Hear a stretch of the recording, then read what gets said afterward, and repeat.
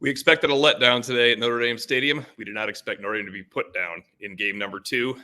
It's always a bad sign when someone comes up to you, John Brice, and asks, is this worse than Marshall when there's still time left in a football game? That's what happened today. Northern Illinois 16, Notre Dame 14. It is worse than Marshall. Northern Illinois 16, Notre Dame 14. Welcome back to Irish Illustrated Overtime. I'm Tim O'Malley, joined by John Brice of Football Scoop.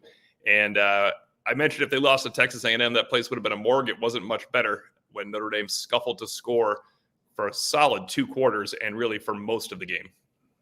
Yeah, and Notre Dame, again, we touched on this instant analysis after the contest. No offensive identity, nothing remotely resembling any consistency. And then for a very strange change, Notre Dame defensively could not consistently get off the field. And that's not what we've come to expect from Al Golden units. And, only giving up 16 points. Overall, that's playing good enough to win. If you only give up 16 points, especially to a Northern Illinois, it's inexcusable to lose that contest. Yeah, a crazy stat developed in the second half. Northern Illinois had 43 snaps, and Notre Dame had 21. Notre Dame held the ball for about 7 minutes and 40 seconds. Northern Illinois was in the 22-20 range. That's on the defense as well. It is, of course, the offense couldn't get out of its own way. They had a couple 3-and-outs. They had a 5-play drive. They did have the 1 touchdown with a beautiful highlight run by Jeremiah Love. That was going to go down in Notre Dame lore forever, but they don't usually put those highlights for Notre Dame in 28-point upset losses. But that was a beautiful run by Jeremiah Love. 2 scoring drives total for Notre Dame, John. It's you figured they'd struggle a little, but they would find a way to get that, push that score in that 27, 28, even 34 range pregame is what we both figured. I'm surprised that inefficient is not the word we're using for Notre Dame's passing game. It was moribund. It was awful. It was a poor passing attack from top to bottom. Riley Leonard, pass protection. Jaden Greathouse dropping a ball. Receivers open at times, but not in a way that they're running free where you can easily beat a team, Northern Illinois, that you figure you're faster than as well. Yeah, I mean, the best ball Riley Leonard threw all day happened to be a drop by Jaden Greathouse. You wonder how much that might have turned around the game or just changed the dynamic. It might have given everyone involved more confidence in the throw game that Notre Dame very clearly lacked today. We saw Mitchell Evans a couple of times with some really nice catches, but we didn't see enough Mitchell Evans. We didn't see enough from the tight ends, and it was just a lot of breakdowns, a lot of failures, and to lose the time of possession battle at home to that Northern Illinois team by a total of about 10 minutes overall, particularly as you point out, how dominant it was in the second half. Again, just completely inexcusable. In the first half, Northern Illinois didn't have the ball for very long, but controlled the game because of big chunk plays and the way that they were just gashing Notre Dame's defense at different moments. And I know at one point in time, it was like Notre Dame had a 5 or 6 minute edge in time of possession in the first half, but had been outgained by 80 yards by Northern Illinois. So, again, a really disjointed effort. You think that, just as we said going into last week, it was year 3. They needed to rise to the occasion and win that game at Texas A&M. It's year 3. You can't sink to the occasion and lose this game again. And now, again, Notre Dame has squandered all equity that it generated last weekend. You mentioned chunk plays. This happened in the first quarter. An 83-yard touchdown pass, a 43-yard wheel route, a 28-yard gashing run off of right tackle. And, John, it should have been a 25-yard halfback pass touchdown because that was wide open in a throw that just fell woefully short. Notre Dame doesn't give that up in a game, much less a quarter. I think in my preview I wrote last year they gave up 8 passing touchdowns. 4 of them were in when the game was completely and was no longer in doubt. They gave up 4 real-world passing touchdowns all of last season.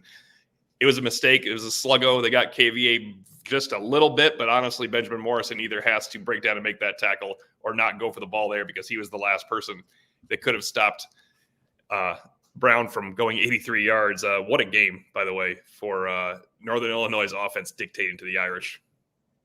Yeah, I mean, again, as we alluded to, could not get off the field anything remotely consistent.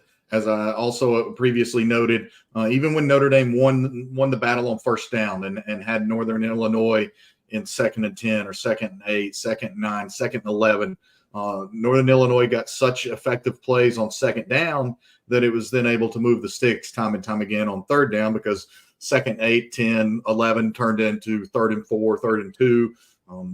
Northern Illinois got great push on the line. We saw Notre Dame again rotating heavily up front, but then They still didn't look fresh at the end of the game. Josh Burnham going out with an injury. We're not allowed to ask about that now per Notre Dame policy, so we won't have any sort of update. We don't expect until Monday on Josh Burnham or anyone else who was dinged up in today's game. But again, Notre Dame so controlled the tempo last week at Notre Dame or at Texas A&M, so dictated overall what Texas A&M could do offensively against an SEC line, and then today really got pushed around a lot of ways on both sides, both lines of scrimmage. Ontario Brown, 225 yards from scrimmage on 22 touches. Howard Cross mentioned post-game he will be playing in the NFL. You have me convinced after watching this one game he will. And I wanted to bring this up. I think I mentioned at the top of instant analysis. They lost in all four phases. The special teams obviously got destroyed with 2 blocked field goals, one ending the contest, and one crucial. Coaching and preparation was an epic failure after week 1. We're going to talk about a little bit more about that later. The offense was the worst unit. The defense was nowhere near itself. I don't want to say the defense only gave up 16 points because they simply could not get off the field and get Notre Dame possession and get any kind of rhythm going. Whether they would have gotten that rhythm going or not on offense, I don't know. But that was a problem. In fact, Northern Illinois, 19.8 yards per pass completion and 10.4 yards per pass attempt. Notre Dame, conversely, 8.2 per completion, 5.09 per attempt. That's not quite as bad as Connor Wegman last week with 3.3, but 5.09 per attempt. That's not complimentary offense either. It's not remotely complimentary offense. And here's maybe the most damning statistic of the day for Notre Dame, and that is, and it applies to both sides of the football, Northern Illinois only had 1 3-and-out the entire day. Notre Dame had 3 3-and-outs, 2 other possessions that were only 4 plays, and Notre Dame's final 4 possessions went 3 plays, 5 yards, 3 plays, 5 yards, 4 yards and a pick, 5 yards, 5 plays, 19 yards, and a blocked field goal. So just really absolutely atrocious, abysmal execution from Notre Dame today. I see some of the comments about how disgraceful this loss is, how the comment, I don't even know who we play next week, will go down in infamy. And I forgot about that one over the course of the week. I should not have. Yeah, and so and Notre Dame has to wear all of this right now, and deservedly so. You mentioned not being able to get off the damning statistics and not being able to get off the field. Just note this. There were 19 third and fourth down attempts for Northern Illinois. They weren't great. They were 7 for 19. Notre Dame only had 10 attempts and were 3 of 10. That's because they couldn't string anything together throughout. I think if you told me all the ways Notre Dame could lose, this would not be part of it, that Northern Illinois would control the line of scrimmage. They were tougher, Howard Cross mentioned. And this happens with players post-game. He mentioned that they were able to trick them with some stretch things and with some trick plays. They also lined up and moved Notre Dame off the football. And they moved Notre Dame's offensive line, too. You rarely thought, all right, just start getting this running game going. Other than the first drive where Leonard was the runner.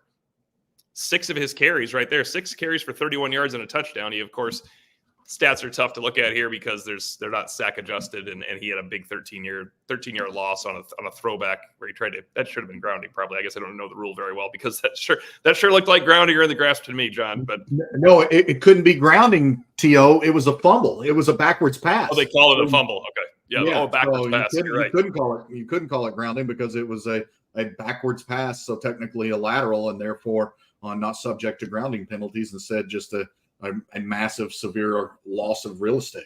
I asked Leonard if he was limited because they did not run him much after the first quarter. He said he was not. I didn't expect him to say that he was because it sounds like an excuse post-game. He did own it. Of his interception, the second interception. The first one I have watched a couple times. That was kind of bad luck. Obviously, he tried to force one in there. It might have been defensive pass interference. The ball's tipped for a pick. He said bad ball, bad footwork, bad read, bad throw, all my fault on the deep ball. And it wears off after a while when you're a great teammate. He's going to have to start hitting some throws. I'm really surprised that when we talked about what are some things we need to see pregame on Thursday in our Irish Illustrated podcast, let's see Riley Leonard fit some balls in there. They desperately needed him to fit some balls in there on those last few drives, and he couldn't do it. No, and again, I touched on this. I think this is very pertinent. Notre Dame is absolutely putrid on the money downs offensively. And I just double-checked. I thought it was 6 for 25. I was wrong. It's 6 for 24. So exactly 25% on third and fourth downs that Notre Dame has converted this year, 3 of 10 today. 3 of 14 combined last week, including just 2 of 12 on third down. So you're talking about this being a program that's 5 for 22 on third down conversions through 8 quarters of football. And we knew there would be growing pains. We knew there would be a developmental progression with this offense, with a brand new offensive coordinator, with a new wide receivers coach, and certainly with this completely overhauled, almost entirely brand new offensive line. But today was a step backwards for the team that absolutely flat out owned the fourth quarter at Texas A&M last week.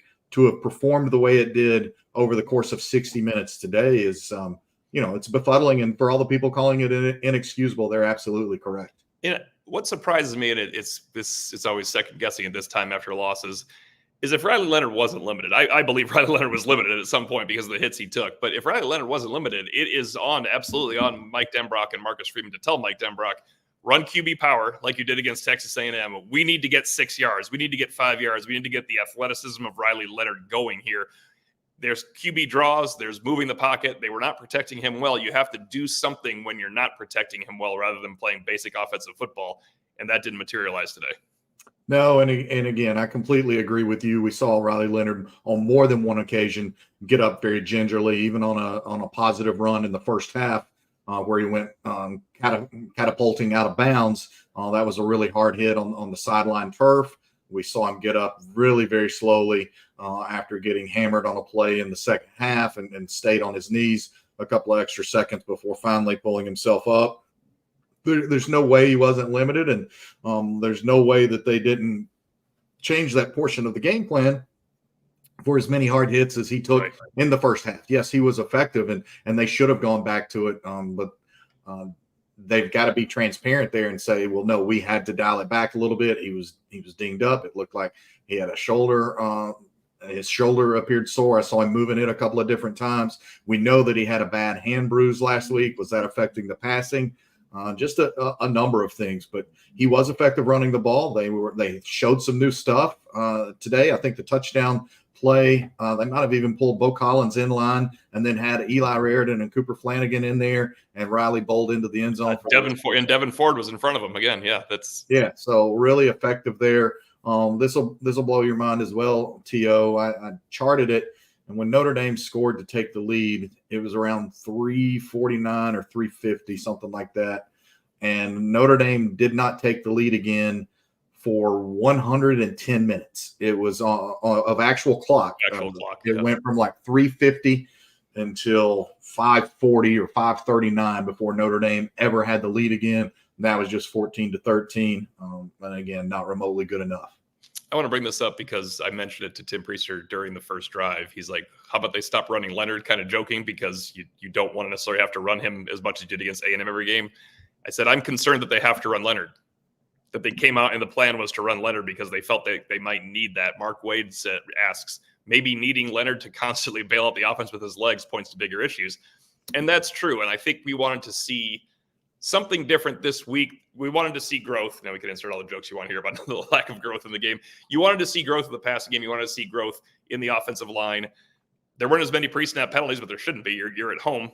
By the way, the home crowd doesn't exactly do Notre Dame the same favor as Texas A&M's crowd does for the Irish. But you know what? As I said, you need to give them a reason to cheer once in a while when you're playing a MAC team, and that didn't happen. As you said, 110 game minutes. Prior to that, before that score, they gave them nothing to cheer about after the first drive. This has to be put more on the offense, even though there was a 4-phase, absolute miserable performance from coaching, special teams, defense, and offense. The offense has to be viable at some point to help out its defense. Special teams, the second block, a 62-yard kick, John, it was the most likely thing was it was going to be blocked because he has to go very low to try to make that kick. Yeah, and I think the first block, I need to see it again. I watched it a couple of times. I think the Northern Illinois interior lineman got a little shove back on Pat Coogan and got his big mid up there to block it. It was low, though, but he was extended. He did have to extend to block it. It's not like a few years ago when I saw an Alabama player block a Tennessee field goal with his face mask because he had penetrated so severely. But, a lot of breakdowns. We said last week that we felt Notre Dame won from the headset on down. Notre Dame lost today from the headsets on down. Notre Dame got Novak asked the question, and I think we both talked about it. I was I'll preface this right now before Clint Novak's question. They started receiving some boos late in the first half when they ran a draw to Aeneas Williams. I didn't think that was a terrible call because you could make the 47-yard field goal because of the yards Aeneas Williams gained there. And quite honestly, what do you think was happening in the passing game? Nothing. They really booed them going off the field after the block. And Clint Novak says, I think this is a response to me saying that the fans weren't into it enough. The fans knew they had seen this fish before and it stunk. He's right. I don't take it back that Notre Dame fans need a reason to cheer in most games, but they had nothing to cheer for here, and the boos were deserved. And John Brice, I think, had we had more time, it's a question to ask. I mean, it was surprising. Notre Dame, the team of the week last week, getting booed off its own field at halftime. Yeah. Booed repeatedly. I've got it somewhere in my notes when we first heard the boo birds, and they were loud. Booed again very loudly at halftime, and certainly booed late in the game when Northern Illinois, I almost said Marshall, when Northern Illinois kicked the game-winning field goal, and then booed again, heading into the tunnel. And again, the worst loss for Vegas odds makers for Notre Dame since 1996. Northwestern, as you noted, Northwestern went on to the Rose Bowl that year. Northern Illinois is not going to a Rose Bowl this year. Although, hey, with this win for Northern Illinois today, some group of 5 teams somewhere gets a playoff bid. So will Northern Illinois, taking Notre Dame's pelt today, give the Huskies a shot? I still think they've got some losses in them. Notre Dame today was a much worse team than Northern Illinois was good, but Northern Illinois did some very good things today. Mark Wade asked, how surprised are you to see this kind of loss in year 3 of Marcus Freeman? I think this is worth noting, and this is actually the only good news for next week. I said in the preseason long ago that, because we have too much to talk about in the preseason, that Marcus Freeman, his teams at Notre Dame in 2 years have not handled success well.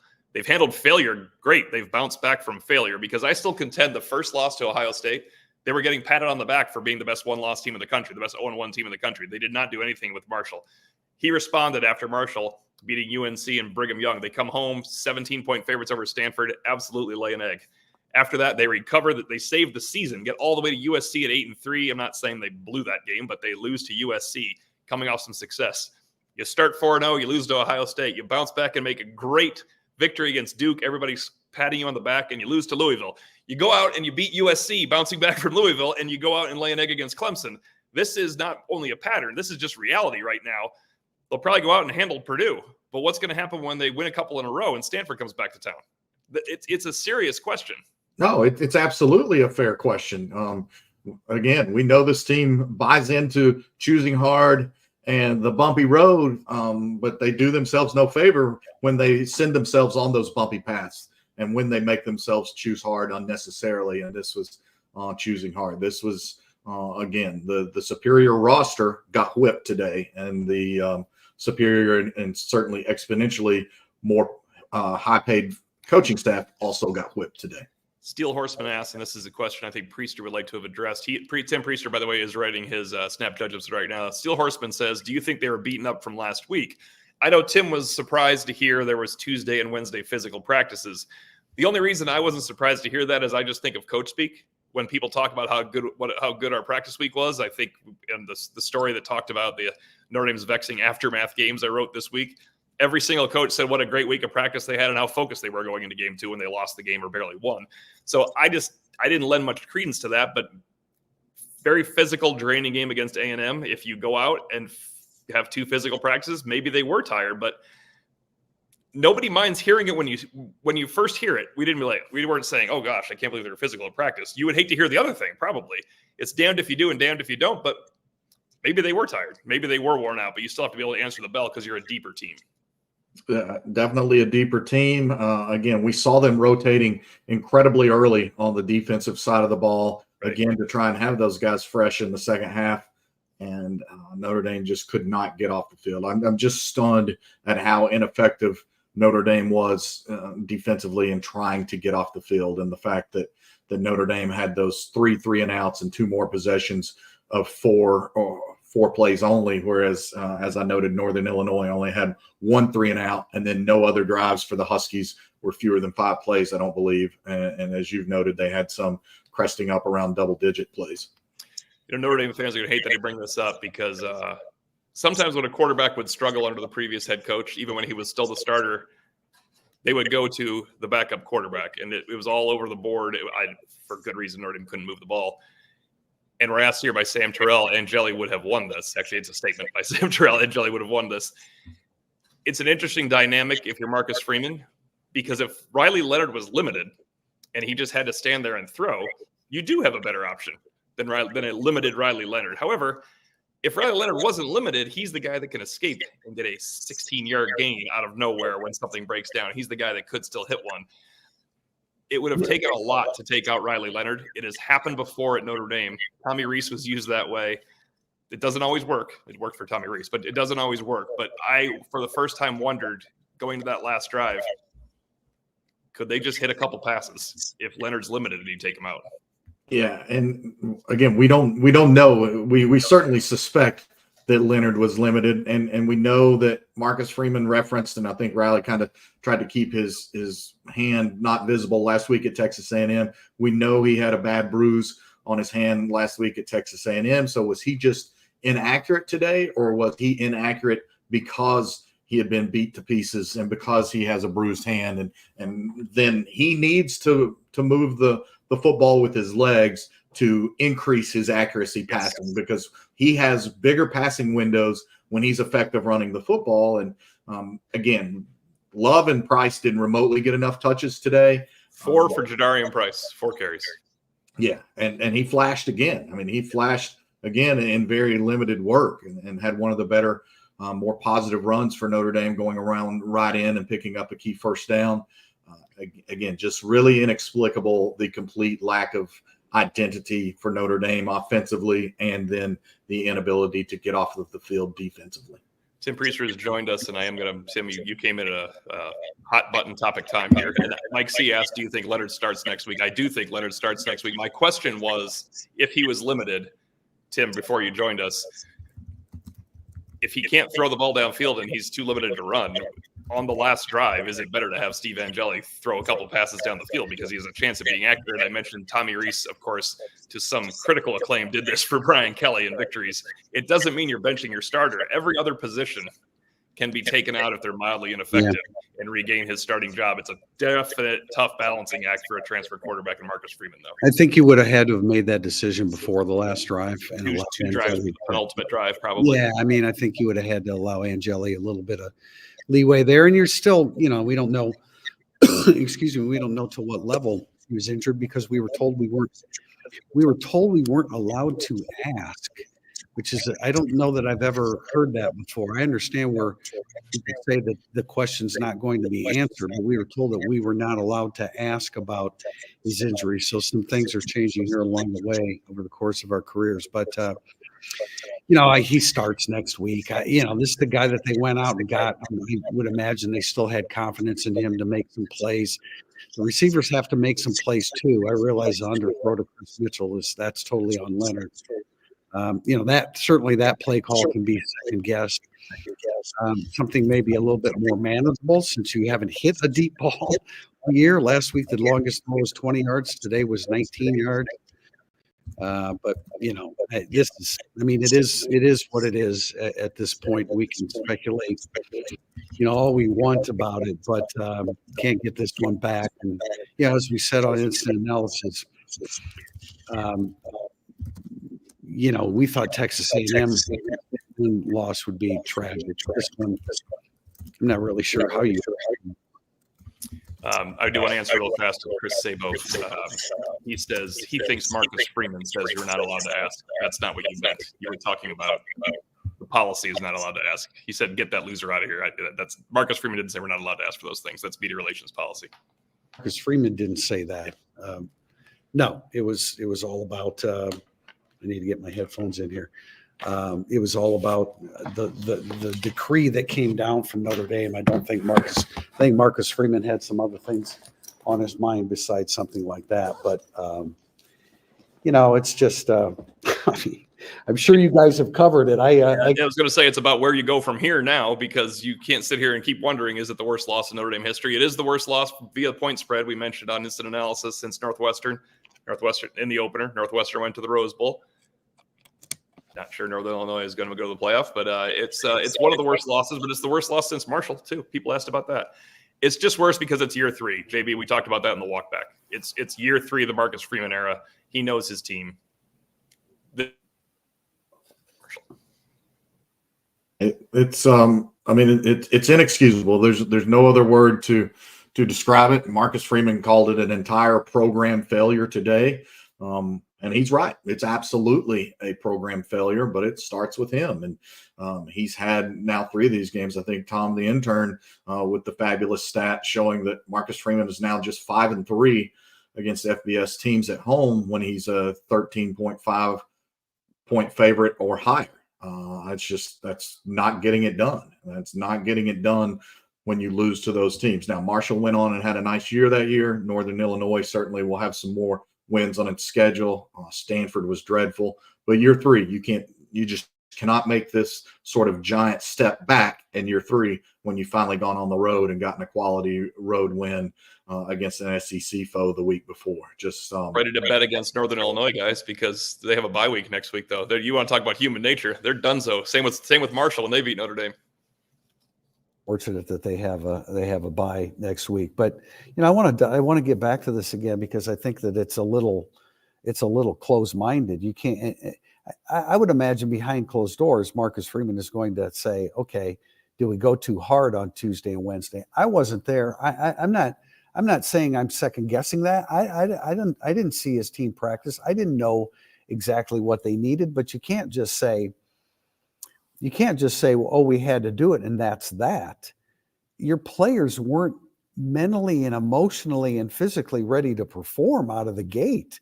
So you have to go back and evaluate the approach that you took. And I understand that they had a lot to fix after the win over Texas A&M. But does Jim Tressel calling him and saying, "Hey, remember, you're not there yet. You got to stay on these guys." Did he determine how how Marcus Freeman was going to practice this week? I'm not claiming to know what should have been done on Tuesday and Wednesday, but what I do know is that on Saturday, we now know that there were some things that were done during the week that obviously weren't the right thing to do because your team was absolutely not prepared to play winning football after the first drive of the game. And credit to God, I don't want to take anything away from Northern Illinois. Thomas Hammock, probably regardless what happens the rest of the way, and I think that they'll certainly be competitive in the MAC.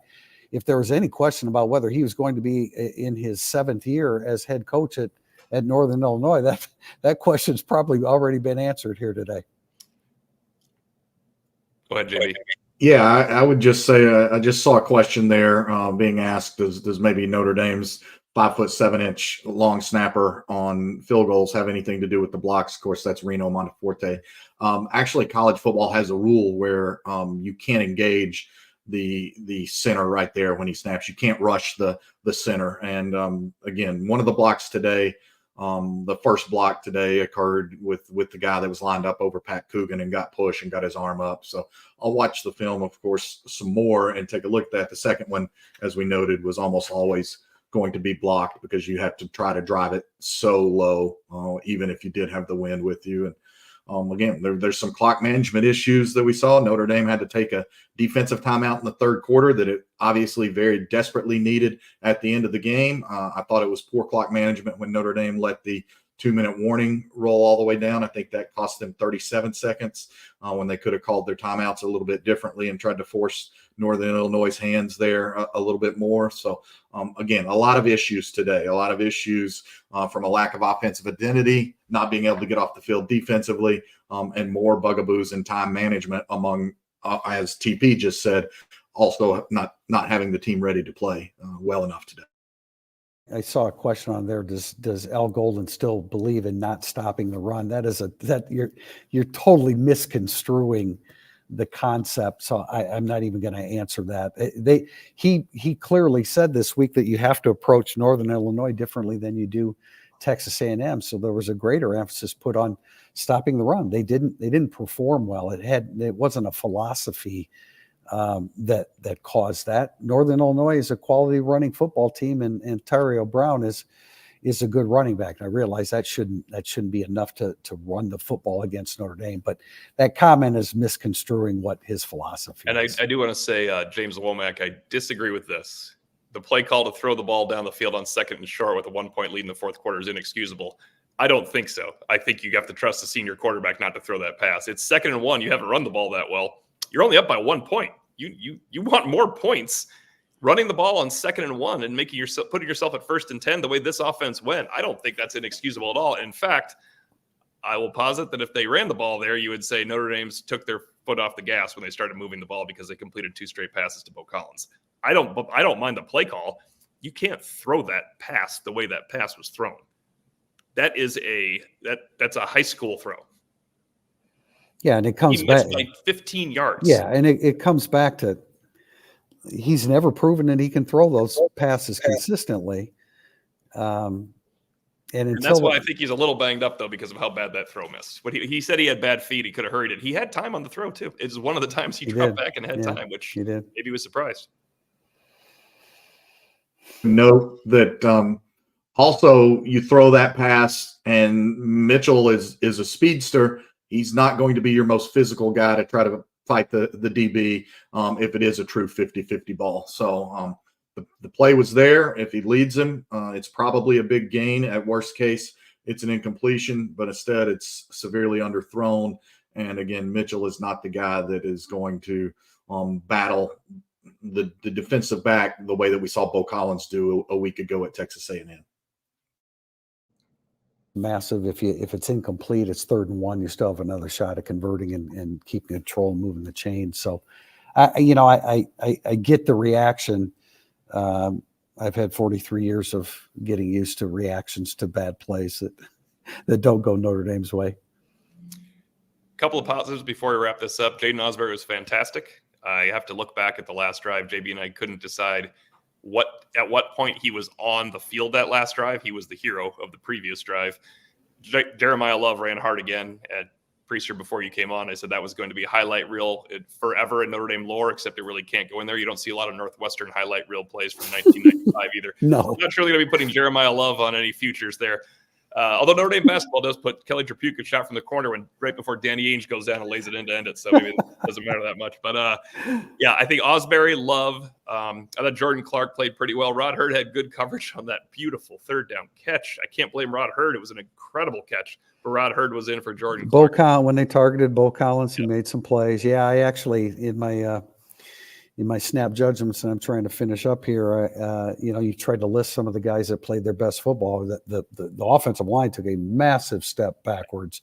They were not ready to play at any kind of championship level or quality level. And again, as we said in instant analysis, they didn't have their best defensive lineman. The defensive end that made a defensive end making 74 tackles in the season.